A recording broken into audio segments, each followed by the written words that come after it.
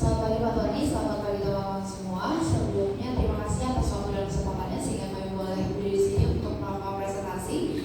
Tak kenal maka saya, maka perkenalkan kami dari kelompok dan Loka yang beranggotakan saya Stephanie Veranesa, kemudian ada Leni Meshalina dan juga Graciela Devina Menggoro. Kelompok kami mengambil tema dampak korupsi terhadap kepercayaan masyarakat dalam menggunakan produk BUMN. Dan pada hari ini kami akan membahas mengenai alasan kami memilih tema tersebut, kemudian lokasi studi lapangan, narasumber dan rangkuman, kemudian ada dokumentasi. Kemudian, latar belakang. Jadi alasan kami memilih tema tersebut karena kami melihat BUMN yang merupakan lembaga milik negara dan juga merupakan salah satu pilar utama perekonomian Indonesia. Di dalamnya malah terdapat praktik korupsi yang merugikan masyarakat, negara dan juga menghambat pencapaian SDGs di Indonesia. Nah, kami melihat kondisi ini perlu dibahas dan diangkat lebih lagi. Selanjutnya, lokasi studi lapangan kita ada bagi 3 kategori. Untuk yang masyarakat mengerti hukum, kita ada di Pengadilan Jakarta Barat, Universitas Trisakti, dan Via Google Meeting. Selanjutnya, masyarakat korban korupsi BUMN itu ada di Jalan Pejabat 1 dan di samping Universitas Tarumanegara. Dan yang terakhir, untuk masyarakat umum itu ada di Jalan Pejabat 1.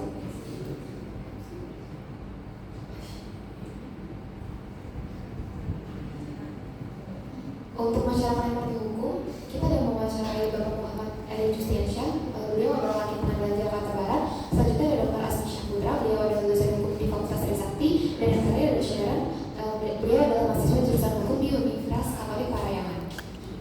Selanjutnya untuk masyarakat korban korupsi BUMN ada 2 orang, yaitu Linda, beliau adalah pemilik toko bahan bangunan, dan Ijat, beliau adalah freelancer.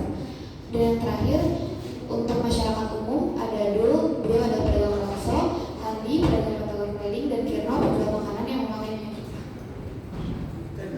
Selanjutnya, daftar topik kita ada 9. Yang pertama itu ada dampak korupsi, kedua perspektif masyarakat dan konsumen, lalu kebijakan dan penegakan hukum. Selanjutnya ada peran media dan opini publik, peran IT dalam pencegahan korupsi. Selanjutnya ada SDG, terus ada geopolitik dan ketahanan nasional. Selanjutnya ada reformasi dan rekomendasi, dan terakhir adalah nilai-nilai kebangsaan dan cinta tanah air. Mengenai korupsi. Korupsi sendiri pastinya merugikan keuangan negara dan mengganggu kestabilan ekonomi dan sosial. Nah, ini akan menghambat investasi dan juga menurunkan pendapatan negara. Nah, dari sisi kepercayaan, korupsi pastinya akan membuat konsumen, masyarakat, para bisnis lokal maupun internasional ragu atau bahkan tidak percaya lagi dalam menggunakan produk atau layanan BUMN. Nah, dampaknya dalam kehidupan sehari-hari itu dirasakan terutama bagi masyarakat kecil dan pedagang dengan adanya kenaikan harga bahan pokok. Maka dari itu, korupsi perlu diberantas untuk mengupgrade ekonomi Indonesia dan juga mempersempit kesenjangan sosial. Kemudian dari perspektif masyarakat dan konsumen, karena banyaknya kepercayaan masyarakat yang turun, maka banyak juga masyarakat yang beralih ke produk perusahaan lain. Dan juga ada juga yang masyarakat yang tidak beralih itu karena keterbatasan ekonomi. Kemudian masyarakat sendiri sebenarnya mau mengawasi praktik korupsi di BUMN, tapi untuk perubahan nyatanya masyarakat masih belum bisa berbuat banyak dan banyak bergantung pada pihak legislatif karena masyarakat memiliki keterbatasan akses dan juga perlindungan. Kemudian untuk kebijakan dan penegakan hukum, sebenarnya sudah banyak kebijakan untuk memberantas korupsi di Indonesia, namun masih belum efektif. Kenapa? Karena hukumnya masih lambat penegakannya, terus tidak setara dan juga kurang memberikan efek jerah. Kemudian maka dari itu hukuman bagi koruptor banyak dituntut masyarakat untuk diperberat, seperti diadakannya denda berlipat atau juga adanya undang-undang untuk pemiskinan koruptor. Balik lagi untuk menambah efek jerah bagi koruptor. Selanjutnya ada peran media dan opini publik.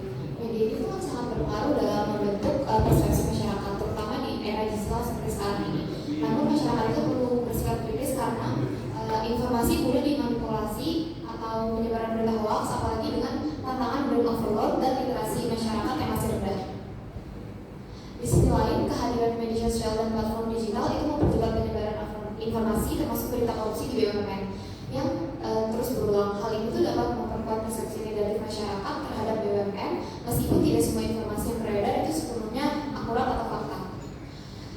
Selanjutnya ada peran IT dalam pencegahan korupsi. Teknologi informasi itu itu dapat meningkatkan transparansi parsial seperti dalam pembuatannya laporan tahunan, meski masih terbatas karena rahasia perusahaan dan rendahnya literasi masyarakat yang mengurangi efektivitasnya. Meski teknologi seperti eKTP dan e-katalog itu udah ada, korupsi itu tetap bisa terjadi karena masalah integritasnya terjaga, bukan sistemnya. Seperti manipulasi eKTP palsu atau pungli di e-katalog. Sehingga solusi yang perlu kita tingkatkan itu tuh fokus pada perbaikan sumber daya manusianya, bukan cuma alat teknologinya aja. Selanjutnya, penggunaan teknologi informasi secara signifikan mendorong transparansi, mempermudah pengawasan real time, dan mempercepat deteksi korupsi di lembaga pemerintah, asalkan didukung dengan kesadaran masyarakat dan sistem yang efektif.